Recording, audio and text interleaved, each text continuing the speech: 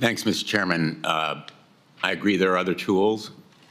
And in 2013, we passed in the United States Senate a comprehensive immigration reform that, in fact, would have implemented those other tools toward securing our border. I continue to support more robust efforts at border security. I think that view is shared by most, if not all of us, here in the United States Senate. And I'm still hopeful that we can do another comprehensive border security and immigration reform that addresses all of the facets of our broken immigration system. And I'm hoping that President Trump, once he is sworn in, will pursue that objective, and he'll find, I think, very favorable responses on both sides of the aisle here in the United States Congress.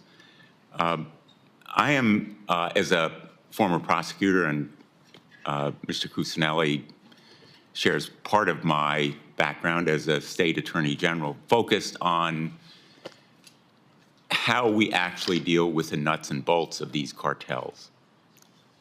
And I think all three of you have extensive experience in this area. Could the Mexican government, in cooperation with our law enforcement, be doing more to counter these cartels under the authority, and I agree the President has the authority to do more, and how would those resources be focused? Specifically, how can we secure more cooperation from the government of Mexico? Let me go down the line, and I'm going to stop talking so that I give each of you maximum amount of time. Yes, Senator, this is an area where Congress could be quite helpful. You know, one of the things that's thrown out all the time is declaring the cartels terrorist organizations, foreign terrorist organizations. If you look at the statutes that address foreign terrorist organizations, they come with very sweeping connections to the rest of the community. That statute was designed with isolated cells of Islamists in mind. The cartels are integrated into the communities. They take advantage of the communities they live in. They make money off them. And we need a different statute. It would be very helpful if Congress formulated a much more surgical approach to dealing with something like the cartels that use terrorist tactics for organized crime goals. And they are quasi-governments because they control territory in Mexico that the Mexican government simply won't contest. This government won't, the last administration would not.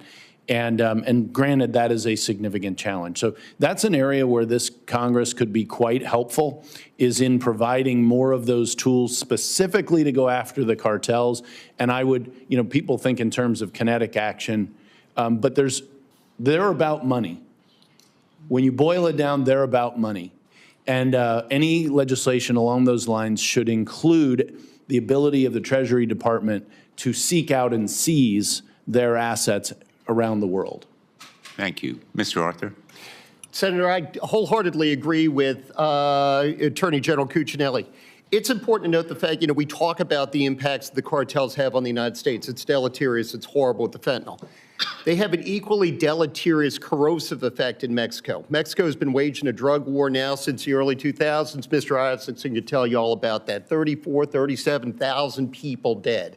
And the problem is that when Mexico cuts off the head of the cartel, it just gets worse because the people that come up underneath are even worse. We need to work very closely with them. Ken is right. Money is the lifeblood that fuels the cartels. We need to have drug reduction in the United States. I don't think Americans understand. Women get raped in Mexico because they use drugs in the United States. If they knew that, that would be I think that would be a game changer. But yes, I wholeheartedly agree with Ms. Cuccinelli. We need to have additional authorities go after them, seize the money, cut off the head, and help the Mexican government help themselves. Mr. Isaacson. They're going to hear a lot of consensus here.